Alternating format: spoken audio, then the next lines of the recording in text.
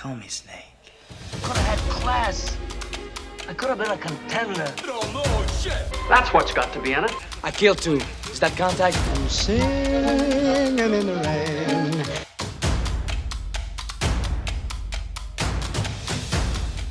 Hey guys, welcome to Difference of Opinion. This is our very first episode. So, things might change. But basically what this show is we are going to be talking about a movie. So one of us will pick the movie. The other person will either have never seen it or has a very differing opinion on it, or we just want to talk about the movie. It's our show. We make the rules. And it's just a discussion show where we can talk about film in a way that isn't Twitter. Argumentative and Twitter. Yeah, basically. To show that, people do sometimes have different opinions about movies or different opinions about what they like to watch in movies, and it's not a bad thing. I'm Kristen Smith, obviously, and joining me Matt. Is Matt Kearns. So this show happened because me and Kristen have been friends for about 3-4 years almost, and we agree on some things, and other things we don't agree on. Certain actors, certain sort of eras of film. Some of us are bigger fans of than others, and so that's how this show sort of came. Because doing this, we're involved with we don't just have film discussions for Take 3, we have them with lots of other people, and lots of times they're great, and then other times it's there's a right way to film and a wrong way to film. That's not what this show is. There's no wrong way to watch a movie. This won't be your opinion is different than mine, so obviously you're wrong kind of show. It's not movie fights. No, it's two friends are just going to talk about a movie. And it might turn into movie fights. You never know. I mean, because we will be talking about movies we're very passionate about. So if someone just really goes off on it, on our schedule that's coming up that may or may not be behind Kristen's head right now. Someone, I'm not going to name names, is going to be very, very passionate about. And the other one's going to be passionate about a character in that, and his reasonings for why he likes or doesn't like the movie is going to be based on that passion for said character. So that's basically what the show is about. It should be fun. I'm looking forward to it. Because we are having an open discussion, and you may or may not like whatever film we're talking about, please keep the discussion in the comments if there are any comments, civil. If there are a discussion, comments. If there are any comments, we have really high opinions of our work. So this week is actually my week to pick the movie, and because Matt needs education in classic cinema, I chose one of my favorite movies, The Philadelphia Story. So this movie came out in 1940, just barely in 1940. It stars Katharine Hepburn, stars Cary Grant, Jamie Stewart, among many others. It's a comedy based on a stage play where a young socialite or socialitess, rich person, the daughter of a rich guy, trust fund kids, they're called. Yeah, there you go. She is divorced from Cary Grant, who is. He designs yachts or something. So he's also just a rich guy, and she's getting remarried. And the whole story is about this marriage and this family. And Jimmy Stewart comes in because he's working as a reporter for a magazine that wants to cover this wedding. So Jimmy Stewart and his photographer, who they're romantically involved, come to this wedding. And just a lot of stuff happens. You get Jimmy Stewart drunk, carrying wearing a dress. Yeah, it's a robe, carrying Katharine Hepburn around a pool. You get Cary Grant just being Cary Grant, which is never a bad thing.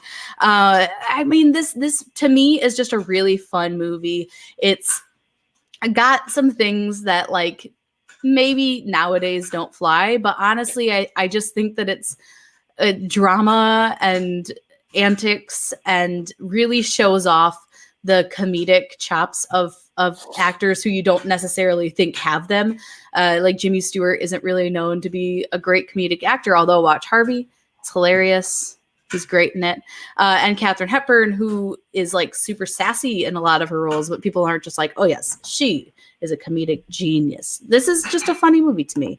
I really enjoy it. I have no idea when the first time I saw it was, because I just saw it a long time ago. It's one of those things where my mom is a very large fan of classic film, and she started watching movies with us, and we would just watch them. And so who knows when I saw this? A long time ago. And it just became one of our favorite movies to watch. I'll just like every once in a while call my sister and just yell into the phone, C.K. Dexter Haven.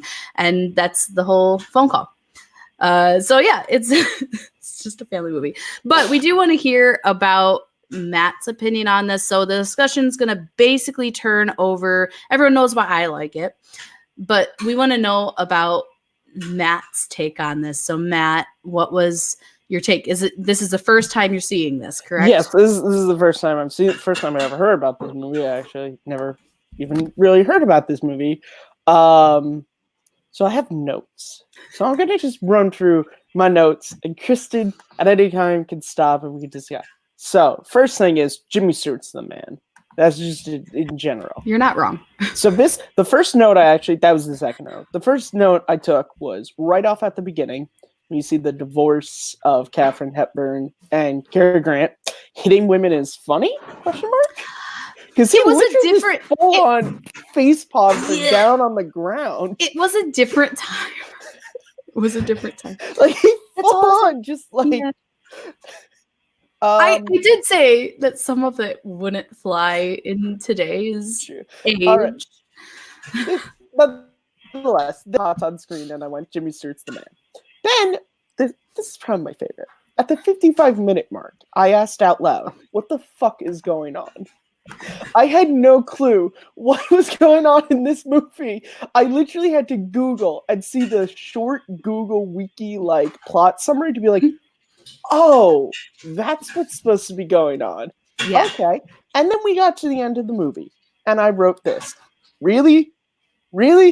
This is how this is going to end? Mm-hmm. Those were my thoughts on Philadelphia Story as I was watching it.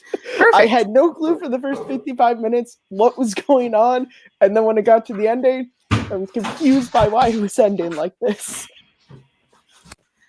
Okay, so I guess let's talk about it. It seems like a pretty simple movie to me in terms of what the plot is, because it's just reporters covering a wedding. So, like, what exactly confused you about it? I guess I didn't know what the hell. Like, was I supposed to not like Cary Grant? There were several. Yes. I honestly, for a good part of this movie, her dad I thought was the butler. Because he looked like the butler who opened the door, and then, like, at first, I didn't know. At first, I thought the old lady was just, like, a maid or a friend, and then that's her mom. I didn't know who the little girl was, and then it was her sister. It's her sister. There were a lot of characters. And, guys, look, but before you get on me, okay, I watch movies like Armageddon, okay? And I can follow movies with giant ensemble casts, so it's not. That's not the issue. I just couldn't, like, at first in Jimmy Stewart's first scene when like they're talking about this whole reporting thing, that's what I thought the story was going to be. I thought it was going to be Jimmy Stewart coming in, writing the Philadelphia story, like, kind of, and then especially when you find out that he was like a short story writer, I thought that he was going to take the events and turn it into a book. But no, it was just Katharine Hepburn being, for lack of better terminology, like a lady whore. Like, she just is playing all three guys at the same time. Which, hey, more power to you, 1940. That wasn't a thing you saw. But I just was so confused. And was George the name of the fiance? Kitteridge. Kitteridge? Who? No, I'm his talking last about name, George Kitteridge. Yeah. George. Yeah. Talk about. Dude got short end of the stick, just in all, like, she was not into him, clearly, from the beginning of the film. Clearly, from the beginning of the film. Which I honestly, first thing I want to say, because I feel like I'm being fairly negative, positive thing I want to say is, I love when filmmakers can visually get across story points. I thought it was brilliant at the beginning of the movie that the whole family got on their horses, except for George struggled because he's not a 1%er. He like, you find out that he was a coal miner and he worked up to general manager. So I like that they had that, like, he was the only one who was struggling to get on the horse because he doesn't, he's not from that world.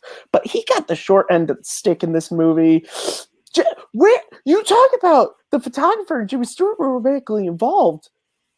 Were they?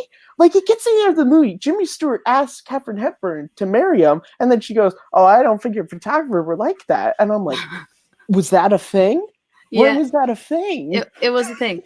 It was a thing. When? The whole movie. I missed it once again at the 55-minute mark. It's one of those things where, like, they're together but they aren't together. Like, he doesn't think they are, but she does. And then by the end of the movie, they're actually together.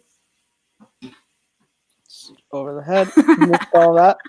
So for this character, this Katharine Hepburn character, like, she's high society, right? So they're used to kind of doing what they want. Like, they are used to, like, having crazy parties. They're used to, just getting away with things. Like, that's just who they are, right? And so her, like, flirting with all these dudes, like, that's pretty normal.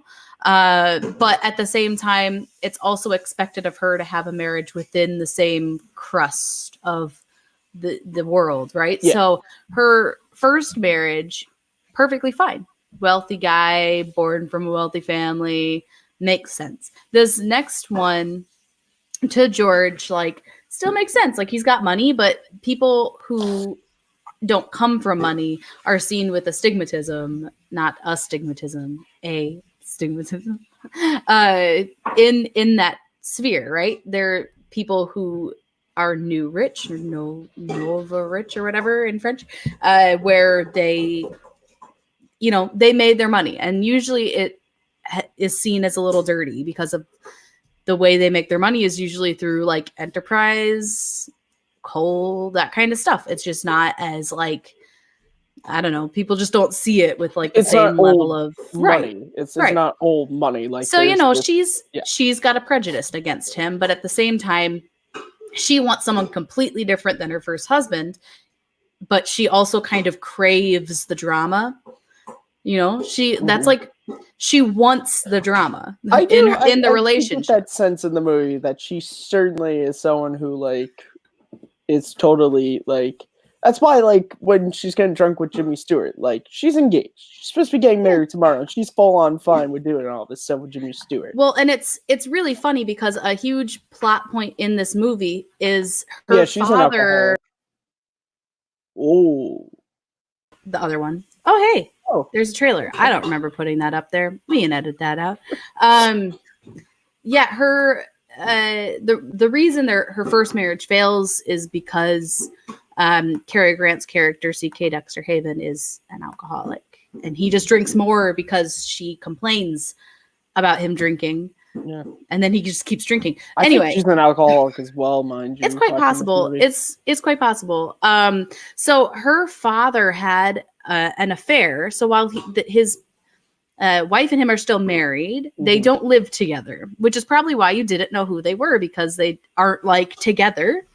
It's a plot point. And she hates that he had this affair, but then she goes around and gets drunk because she's doubting her current, like, situation. Yeah. Because the entire point of the story is that she's trying to pick someone completely different from her first husband, a very reliable, like, well-mannered man who's very easygoing. He's, like, the person that you probably should be marrying because he's a nice guy, which is probably why you don't like it, because he's just a good person who just wants to marry her and provide, and, like, that's not what she wants, though. Yeah, it's just he's too boring for her, I think, is kind of the thing.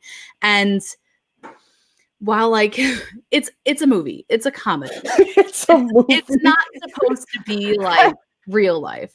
Let's just put that out. That should be on the freaking box. It's a movie. It's a movie. It's a movie.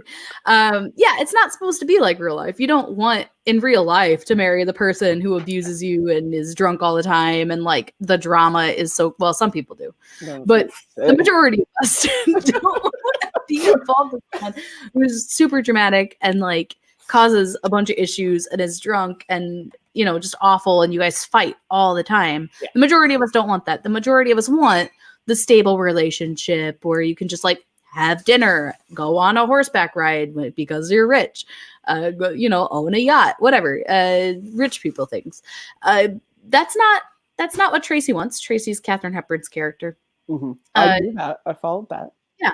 So that's kind of like his role is to be that foil between Katharine Hepburn and Cary Grant, where you can see that he's a good person. You can see George is a good person. But you can also see that she is not into him at all. And so when Cary Grant comes back into the picture, you can tell, okay, like they still like each other. Even though they're fighting, like there's still stuff there between them. Like the history is not gone.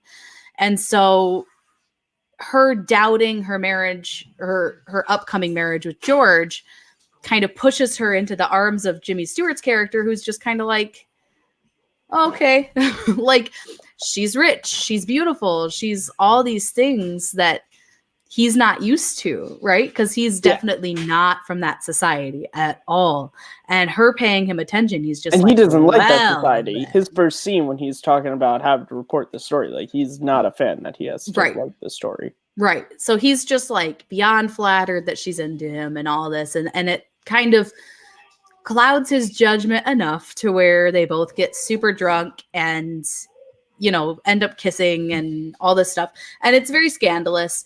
But at the same time, you can kind of see why it happens. So like, to me, like the characters, you're not really supposed to like the main characters. Like no one is like, I wish I was just like them. Like you're not supposed to love them. Those movies, it's fine. Yeah, that's you look at movies like the first one that popped in my head is like a movie like The Hateful Eight or The Thing from 1982. Like you're not really supposed to like any of the characters. Yeah, you're just supposed to be following them. Yeah, on the story. And the event, you're not supposed to be like, I want to be like this person, because they all have faults and they're all shitty in their own way. Yeah. It's definitely, I mean, I get your point about, you asked, like, am I supposed to like Cary Grant's character? Yes and no. They picked the perfect actor for this role because he's awful. Like he's just not a good person, but you put Cary Grant in that role and then automatically you're like, oh, I like him, but I don't like him. It's very confusing. Like it's so confusing because Cary Grant is so naturally charismatic. Like you watch any Cary Grant movie and you're just like, oh, he's fantastic. He's so likable. He's the best. I love him. He's like George Clooney has that kind of charisma as well. He's like this day and ages, or maybe last decade's day and age Cary Grant, where they're just likable. I think this is the first Cary Grant movie I've ever seen. We are gonna have a lot of Cary Grant movies. Looking at Google. There's, besides Philadelphia Story, there's not a single movie that I've. Oh my gosh, Matt Kearns, we got a lot to talk about. I haven't seen North by Northwest. We have a lot to talk about. Cary Grant is legitimately one of the best actors of all time. So we got some catch up to do. This is why we're doing this show, by the way. But no, I get what you're saying, because you don't want to love these characters. Like you're not supposed to. No. But they picked actors who are so well liked that you want to like the characters, even though you don't want to like the characters. I think is a very good comparison to where like they picked like Kurt Russell and Sam Jackson and I can't think of his name. It's good. Regardless, just like even just those two, like they're charismatic and you like them and you want to watch them. And so you're like, even though they're both kind of shitty people, you're like, oh, I'll still watch this movie just because they're they're cool, even though I don't want to be them or like them. I have to say, and this is I'm hoping, and this is phrasing that it's not insulting. This is to me a perfect Turner Classic movie. This is probably where I watched it. But this is the reason why. Because if you ever watch movies on Turner Classic Movies, they always have. I always screw up his last name, but Ben or Robert Osborne. Yeah. And they have Shapiro. Is it Ben Shapiro or Ben Schaefer or something? I don't know. I usually never even see him. I always see Robert Osborne. So. Well, see, I usually see him. Let me he's go also and look.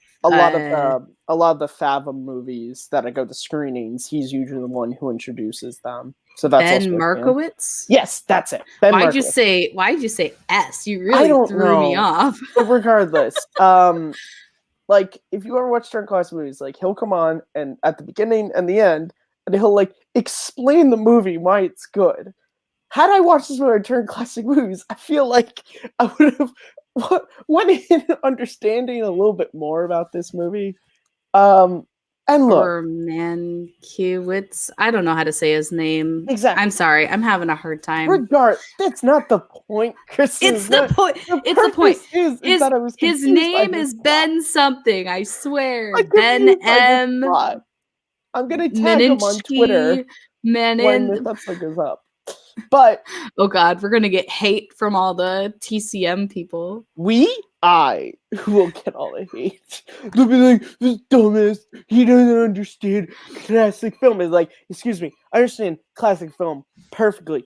Don't believe me? Don't believe me? I got a Rocky poster hanging up on my wall. You think I don't understand classic To be fair, film? You did watch this movie, so like you're better than a lot of other people in just the terms that you were willing to watch this movie. I've seen classic movies. If anyone here thinks that, like, I'm some dumbass who's only seen movies from, like, 2000. Like, I've watched old movies. That everyone has in old movies. Like, I love classic movies. I think they're great to see the history of both the time that they were made, but also the history of, like, film itself. Because different,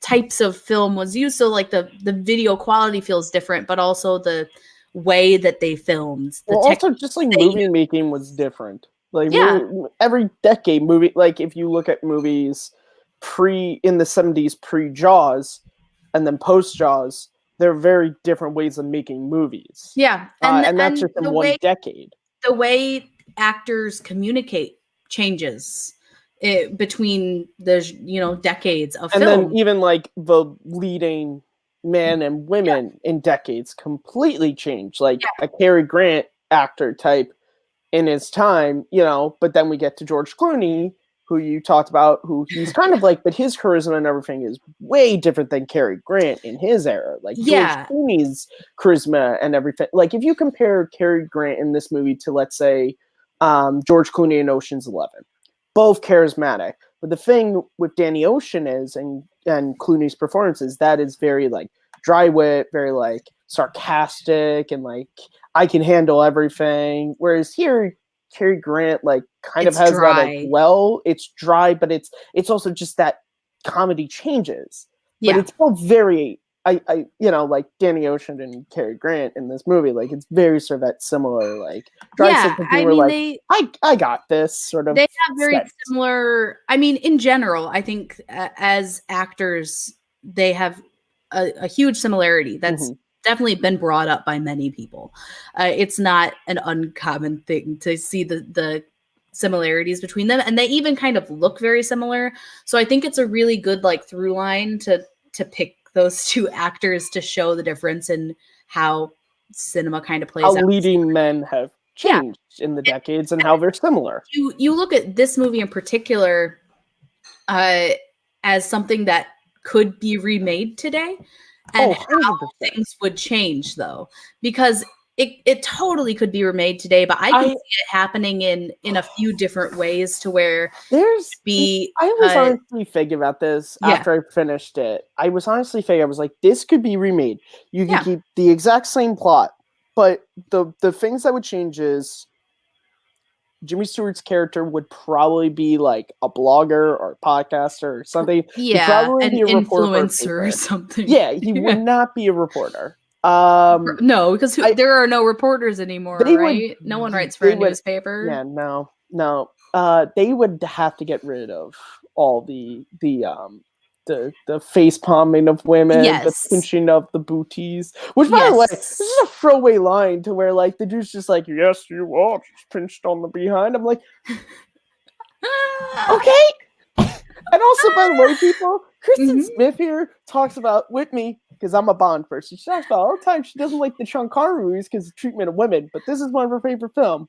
Okay, but there's a difference because the women in the Bond films usually don't really have like a characterization of their own, and Tracy in A Philadelphia Story, she is 100% her own character. You know what? I have one thing to say about that: pussy galore. God, she is one of the best Bond girls ever. No, I'm sorry. Yes, I'm sorry. No, no. No. All right, guys, we're gonna have to do Golden. No. I'm supposed to Golden. Honestly, like there could be like just put every Bond film like in there, and then we'll have different opinions because I'm more of a fan of the newer ones, and I'm more a fan of the older ones. We could literally just do like Bond back to back and just talk about them because we have different opinions about every single one of them, except for Roger Moore, because I think we both agree he had. I think we're both kind of on the same. He had like Man with Golden Gun and Spy Left Me, and that's it. Yeah, and even then, those are like they're fine. Like Man with Golden Gun is only good because of Christopher Lee. Spy Left Me is the only one where I'm like, all right, you were kind of a good James Bond. You know, I looking into this that Ben Mankiewicz, TCM guy, his maybe grandfather is a producer on A Philadelphia Story. Look at that! You know what? I knew that. That's why I brought it up. Because it's all connections. But back to what I was originally saying, and we could cut out all that Bond stuff if you want. There you go. I mean, maybe they have the same last name. That's all I'm saying. I don't know who he is. I don't know who he's related. Oh my god, we're gonna get in so much trouble. Who cares? But I could see it being remade in a couple of ways. Again, cutting out all the just because times change, things change. The thing I saw was, depending on who you give this to, there are two ways this movie could be remade.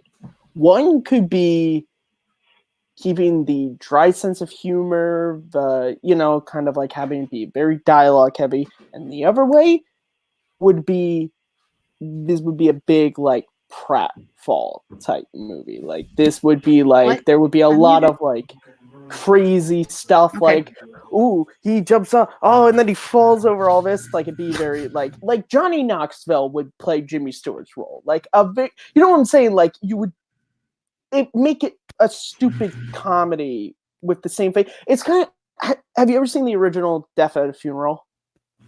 Yeah, the good version. Frank Oz. Okay, and did you see the remake? Yeah, the bad version. That's what I'm saying. That remake took a movie that was dry sense of humor and wit and turned it into, we're like when they fall into the casket. So you're saying they could remake this movie and it could be awful.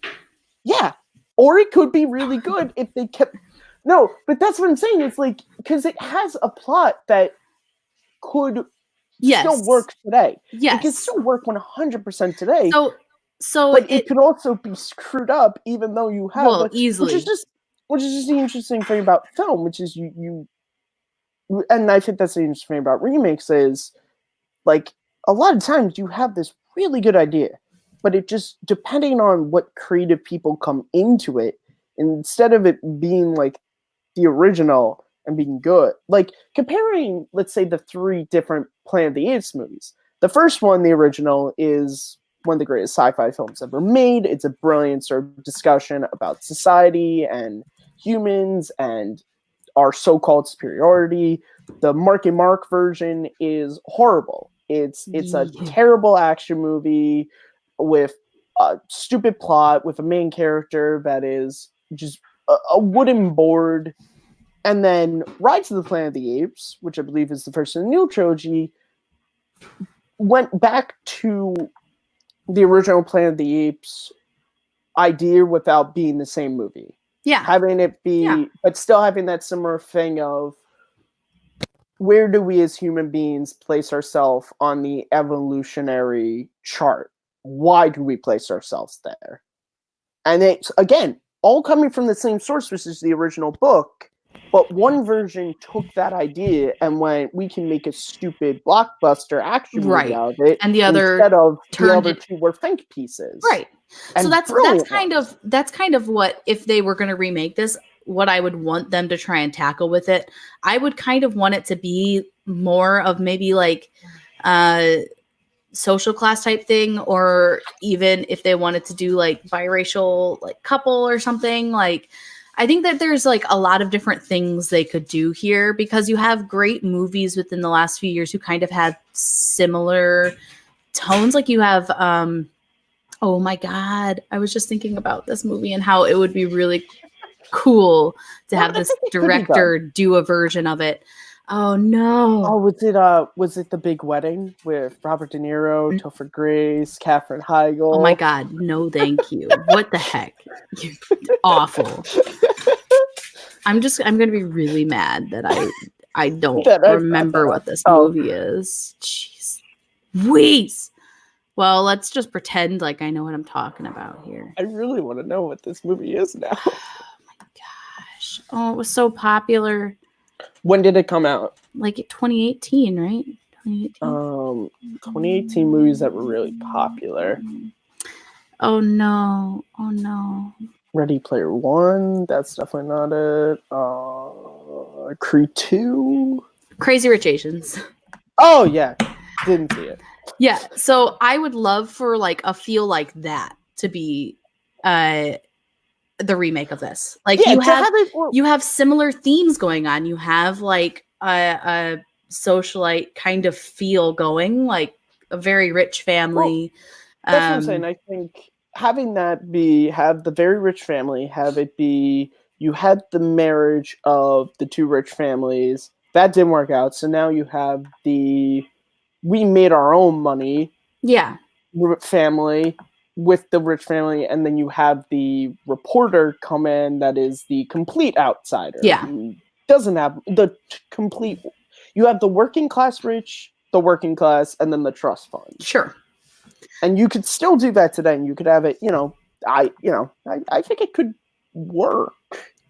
Yeah, I think it easily could. They would definitely have to change and I also some of the themes, though. And that's why I think would change. And I think also with our society and particularly with sort of that sort of old money versus working money, like that would be probably more prevalent and could be an interesting. Again, it could still be funny, but it could, like look at the original Arthur. I'm not sure if you ever saw that movie. The good one.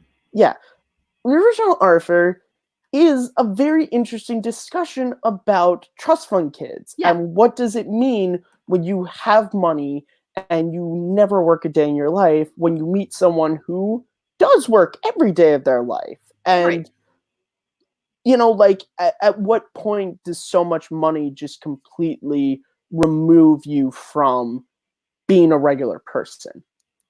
And you could just go more into that, because I don't think they really, which again, I bet at the time it wasn't nearly as prevalent in the 1940s as it is today. It's definitely, well, maybe not so different when you look at how famous people like the Kardashians have been, or Paris Hilton was like 20 years ago. It's a little different now than it was back then, just in terms of like what they were doing. But at the same time, it really isn't, because you have people like the Kardashians, we have more exposure. Who literally got famous for being rich. As Ralph Garman would say, porn star Kim Kardashian. That's where she got famous from. Pretty much. Don't lie. It's true. But yeah, it's there's ways to make it something that can speak to the society we're in currently, but also still be relevant as just a romantic comedy and still be funny, and not because I think people, would look at this and be like, "Oh, it's like no. Political. It could still be really funny. Like there's, and that's the thing. The smart comedies are the ones that have a message, but it's not blur. Right. Like, again, the original Arthur is one of the greatest comedies ever made because that message is not oblert, whereas in the remake with Russell Brand, that was a very oblert thing. Yeah, they with were the like, fact that he hey, was at the rich. beginning of the movie, they basically just were like, hey, so this is what we're trying to tell you. I mean, And that through entire the movie, scene- you're going to see it demonstrated in this scene and this scene and this scene. And I hope that you like the message. It was like gift wrapped and handed to you. Here you go. The message of and the it's just movie. like you compare two performances that have the same sort of character. Russell Brand was told to be, you're supposed to be really dumb because you're drunk. You're and supposed to be Russell wacky and Brand. stupid. Whereas Dudley Moore is stupid and drunk because he's literally spending his entire life having like Dudley Moore's Arthur. You could believe that, like, when he was 5, if he didn't want to wipe his ass, he would just like clap his hands and someone would wipe his ass. Like, for that's him. just how he like, grew that's up. just how he grew up. He And was so, enabled to be that way. Yeah, when he meets, oh my god, why can't I think of her name? I am no help here. It's been a long time since I've seen this movie. She's and I don't love it the way you love it. She's Judy Garland's daughter. Liza Minnelli. Liza Minnelli. There you go. When he meets Liza Minnelli, and and they go to the arcade and they do all this, like, he's starting to realize that, like, there's a whole world that he just was never a part of, and it's not because he was a stupid idiot and all this. It was literally just because he was super rich. He never had to leave the mansion. He never had to do anything. And so it wasn't like he intentionally, whereas the Russell Brand one felt like, we're going to make you intentionally super drunk and everything because you're dumb rich. Whereas Dudley Moore, it's like, yeah, he gets drunk all day because, like, of course, if you literally spent 24/7 never having to accomplish anything, why wouldn't you just drink all day long? Like you don't have to do anything. Yeah. Why wouldn't you? No, I think that's an interesting point to show, like, the difference in how it could be remade. But personally, if they're going to ever do it, which they've used pieces of it, like I said, like Crazy Rich Asians reminds me a little bit of this movie. They've used it, and they've done an adaptation of it in the 50s with High Society, which was a musical with Bing Crosby and Frank Sinatra and Grace Kelly, which was very well received. A musical, another classic. Maybe we'll have you watch that too. But it was an adaptation, so they've already adapted it. But it's been a long time since they've had a straight adaptation of this. And I think it could go over well depending on who adapts it and kind of how it's done. Yeah. So if you were to adapt the movie like straight, right, like just a shot-by-shot adaptation, who would be kind of your Jimmy Stewart? Who would be your Cary Grant? Who would be your Katharine Hepburn? Let's go Katharine Hepburn. Let's go High Society. She's going to be... trying to think of, like, who an actress who could play, like... I'm trying to think of, like, an actress who could really, like, sell, like, I've been super rich for, like, a really long time. Well, that, and they also have to have that kind of dry, like, witty humor.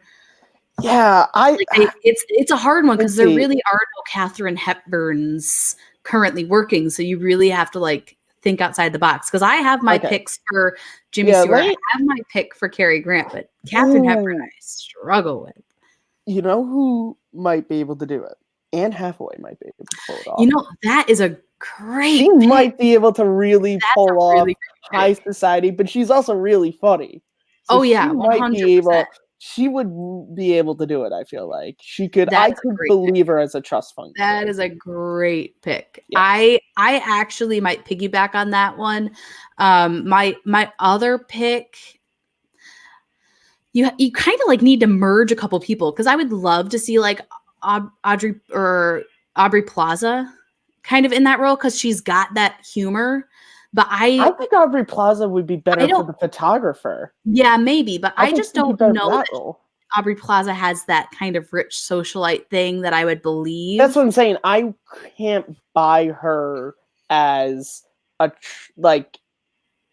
but I Right. could buy her as like working class photographer. Yeah, but I could buy she that. needs that kind of whoever would be picked would need that kind of sense of humor. To be different, I think maybe I'll just throw in Elizabeth Banks as my pick. I think she'd be good. fine. I think she could Yeah. she could pull off the humor of it because she's been in comedies. She's been serviceable, and I think she could pull off the rich socialite part of it very well. Yeah.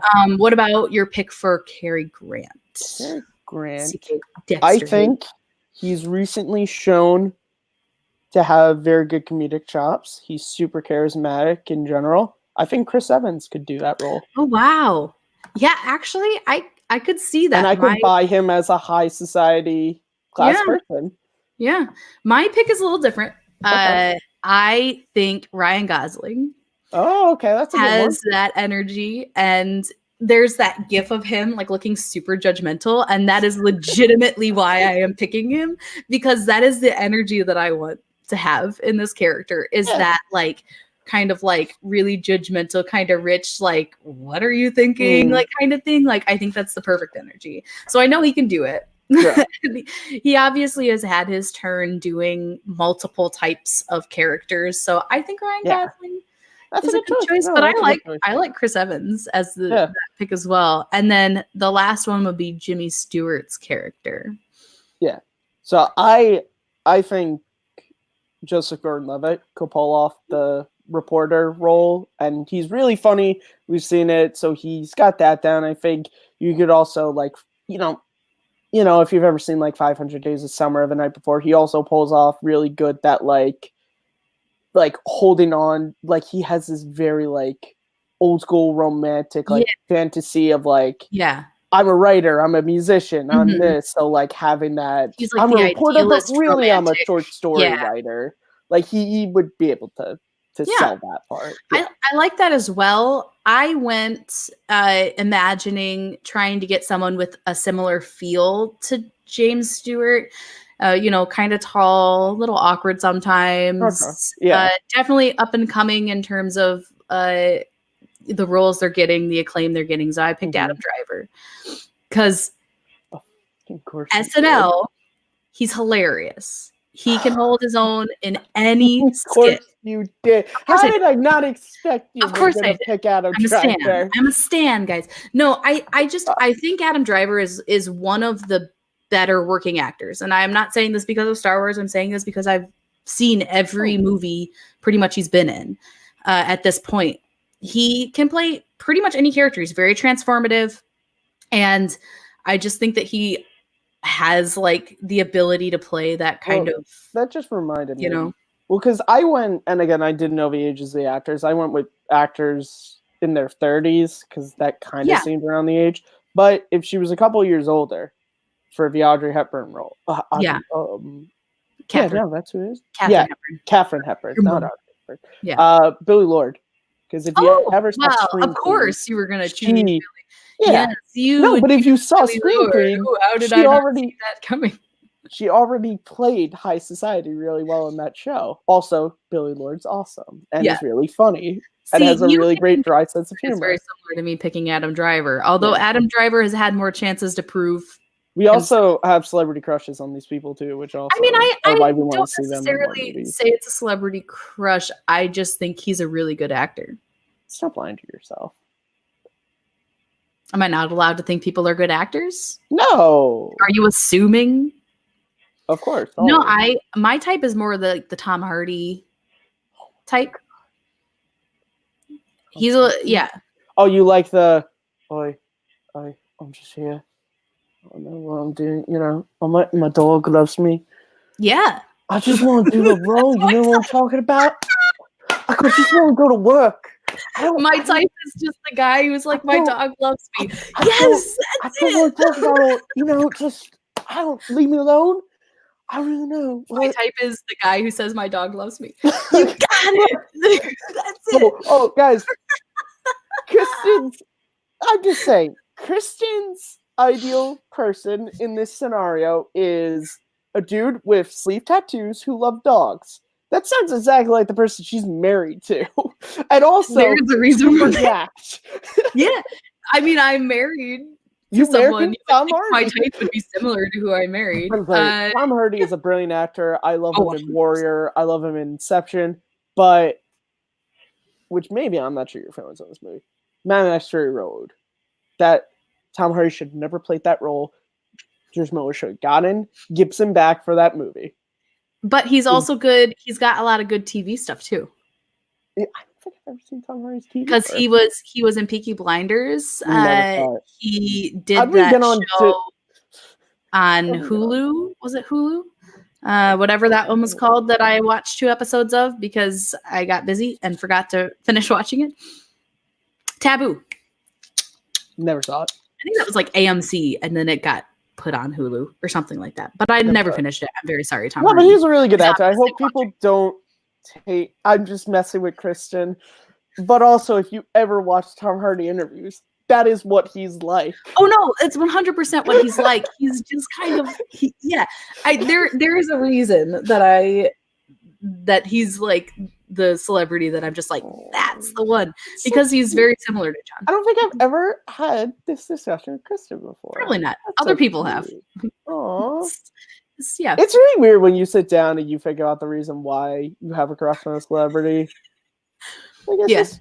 No, well, because Billy Lord's mine, just because I'm attracted to very smart, strong women who are also really funny, which is what Billy Lord is. And she's like Star Wars royalty, so that doesn't hurt. That's true too. It doesn't hurt at all. It does not hurt at all. I get it, man. I get it. How did you on this? Is this I don't know. I think that's the discussion. So if you're gonna rate Philadelphia Story, how would you rate it? Well, what scale do you use? Whatever scale you want. We'll just change the scale every time. Fine. Who cares? So on a scale from McDonald's to Wendy's, this is about a White Castle. I don't understand that scale. Kidding. I don't either. I literally just said random.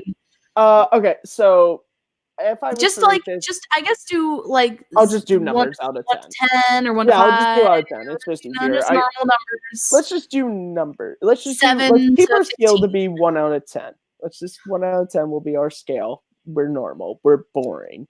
I would probably. That is the best description of us that there's ever been. In general. That's honestly. We're going to talk to Abe. That's going to be it's just to be different from opinion. We're normal and boring. We're normal and boring. Let's just talk about movies. I would probably say this discussion certainly did help to brighten up some things. It's just always talk about movies, particularly one that I never saw before. I always feel like that's why I like. And I'll probably, over the course of this show, pimp this podcast out a lot. That's why I like the Cinephiles a lot, because I've watched movies that I've never seen before because they are doing an episode, and then I listen to the episode, and like a lot of things that might confuse me because Steve and John are geniuses, and they do their research, and they've seen the movies multiple times, that I'm just like, oh, okay, that's why that makes sense. So I probably would give this about a 7.5 and 8. Oh, that's way higher than I thought you were going to give. I thought it was a really good movie. Overall, I thought it was a good movie. Although there were some confusing story beats, I still felt like all the actors were really strong in the parts they were trying to play. I understood where they were trying to go. Like I said, I think the movie, like I talked about the horse thing. They also had the boat sort of just like not sinking in the water at all. The wedding gift, like I thought that was a nice bit of foreshadowing about like, has her relationship with Cary Grant really sunk, or is there still something there? So and Jimmy Stewart is he's in my top. He's top 3 for me. He's top 3. So Jimmy Stewart being in this movie, I was already, going to enjoy him. And so, and particularly like this is, around the era of Jimmy Stewart, like, It's a Wonderful Life, Mr. Swift Goes to Washington,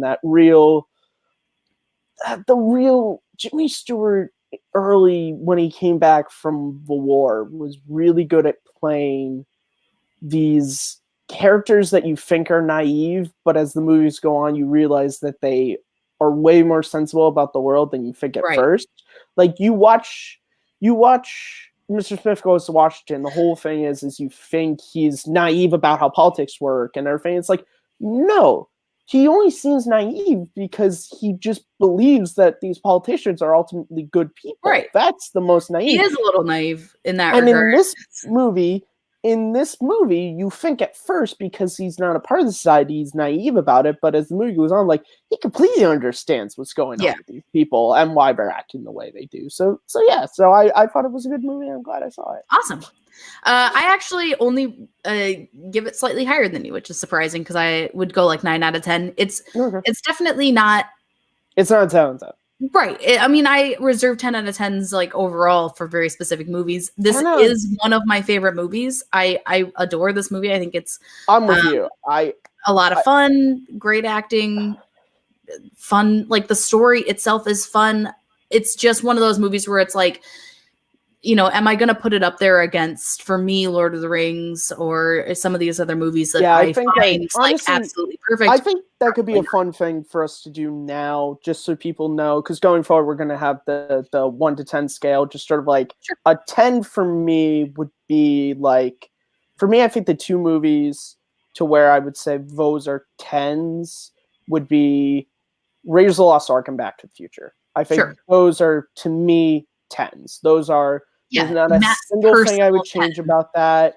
There's really no issues to me that are so blaring. People might ask, why not Star Wars? Well, Star Wars, you start to get into that. Once, like, Empire, if it was a solo film on its own, is a 10. But when you start to pull in the lore, because then it's, what did Obi-Wan know? What did Yoda, like, all this? And it starts to, but Raiders and Back to the Future are like standalone movies. You don't need any more films in those series for them to be strong, well-written, well-acted movies. And then one would be A Good Day to Die Hard and Catwoman. Oh God, I can't even think of one because I'm sure A Good Day to Die Hard is my least favorite film of all time. And this is why. I was in 10th grade when that movie came out, and I was a huge Die Hard fan. Like, I love those movies. Mm-hmm. And I wanted to go and see that movie. But I was in 10th grade. It was R-rated, so I couldn't go and see it. My parents wouldn't take me. And so I had to wait. And I remember the day it came out for rent. I begged my parents. They'd let me rent it. I watched the movie. 20 minutes in, I stopped. I had no clue what the plot was. All I knew was Bruce Willis is acting nothing like John McClane. Right. And not good. For a movie I was so excited for to just in 20 minutes lose me, it is forever going to be my least favorite film of all time. Yeah, I'm just really trying to think. And of then a 2 would be The Last Jedi. Bad that I think it's the worst one I've ever seen. She didn't even hear that joke, guys. What am I here for? Well, I said a 2 is Last Jedi. I just ignore Not really. bad Not jokes really. about that movie. Oh, it's Kylo. It's your boy. He's on my calendar. It's my boy. In the month of love. Kylo. I'm sorry. Of all the characters put in the month of love, they put Kylo. I say no problems. Really? Father murderer. Month of love. His father knew what he was doing. Anyway, we're not going to get into that discussion. We're not going to. I have no idea what my 1 would be. I think Catwoman is fine. Put that there. Who cares? It's Catwoman. Yeah, honestly, it's the 10s that I think are important so that people, because I always feel like when 10 for me is like, Lord of the Rings is my is a movie I can go back and watch any day of the week and absolutely love it. You count the trilogy as one movie? Singing in the Rain would be the other one. It to me just like a perfect movie. I love it. It will hold up for all time. Those would be my 10s. But I just wanted to do that, guys, just because I always feel like myself, for like reviewers that I follow, particularly when they do like grading scales, like not like Jeremy Johns. Like Jeremy Johns is very just like, if he says it's dog shit, it's dog shit. Like you understand his, but once you get into like letters and numbers, like what's the difference? So you gave this movie a 9. But what's a 10? Like, what is your highest scale? So now you guys know that, like, for me, Raiders and Back to the Future, and then for Kristen, Lord of the Rings and Sing in the Rain, those are what we hold as 10s. So if we give a movie a 9, it's not that we don't think that, we just, it's not a 10. It's, because it's very difficult to be a perfect movie. Yeah, and it's all subjective. So for me, a perfect movie is way different than what it is for Matt. Again, like Kristen's rating of Raiders of the Lost Ark and Back to the Future might be completely different. My rating of Lord of the Rings is completely different from Kristen. Different. But speaking of movie opinions that are a little different, let's preview real quick what we're gonna do for the next episode, and then we can do plugs, and we can be done with this episode, the very first. Yeah. So what are we doing next week? It is your pick. So, guys, next week, we talked about Kristen's pick. Now, Kristen, she wants to educate me on so-called classic era of film. Now, I put bunny quotes around that because the real classic era of film, you all know, is the 1980s. And next week, we're going to talk about, it was the greatest film of the 80s, so much so that they decided it would be the last giant studio film released in 1989 to close off the decade. We were talking about 1989's classic Tango and Cash, starring Sylvester Stallone and Kurt Russell. And they're kind of like, both of them are like if Jimmy Stewart and Cary Grant in Philadelphia Story had a baby, and then that baby had two other babies, it would be Kurt Russell and Sylvester Stallone.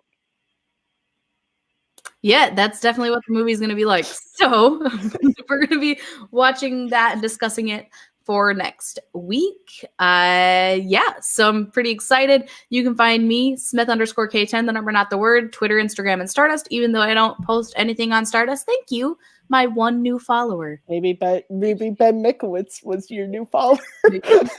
Maybe. Do you think he does Stardust reactions? He's going to watch the show and be like, wow, they really don't like me because they have no idea who I am. I like you. Just have a easier last name. It's not bad. It's not even a hard last name. It's just like got too many C's and Z's. You can also find me right here on Take 3, hosting the Take 3 Reactor Summit, where we talk about the Schmodown with our panel of guests. Also, more reactions hopefully this year for the matches themselves. And that's it. That's all I do. And the show. So, Matt, where can we find you and what are you doing? You guys, as always, can find me at Kearns_Matthew on Twitter, Matt Movies 611 on YouTube, and right here as host of Second Look. The episode will be going up at some point on the unofficial Man of Steel trilogy, which is Man of Steel, Batman v Superman, and Justice League. And you can also now find me. We can finally start putting our plugs. You can also find me as the co-host of Difference of Opinion. Yeah. So we're pretty excited about the show. Let us know what you think about the concept, what you think about the setup. If you have any suggestions about what we can do moving forward. Otherwise, just have fun talking about the movie. If this is a movie you've seen before, never seen, want to check out, don't like, love, just have the discussions, guys, because that's how we learn about people, is having the discussions. And if we can't have an open and honest discussion about things, then we're losing a huge part of what it means to be a fan of film. There's no point of discussing film if you're going to argue it. If you're going to have an argument about film, cool. There's good friends of our channels run great movie debate shows. Movie Battleground. Like, you could do that. You know, like, there are places to do it, but when you're just wanting to talk about a film, like, there's no wrong and right way to look at the film. And oftentimes, when you don't go into a discussion thinking that, you can have really interesting discussions and you can learn things, and maybe someone can enlighten you on something that you were confused and you thought sucked. Right. Or, and you know what? And also, fun thing that can happen is, after discussion, your mind could not be changed on the movie whatsoever. Also and true. That's okay. Also true. So the most important thing is, when you're talking about a movie, and I'll end on this quote from one of my favorite movies, Planes, Trains, and Automobiles. When you're going on these little diatribes, have a point. It makes it so much better for the listener. Yeah. So that's the end of the episode. So thanks for watching, guys. Like, comment, do whatever you like. Whatever makes your boat float. And we will talk to you guys later.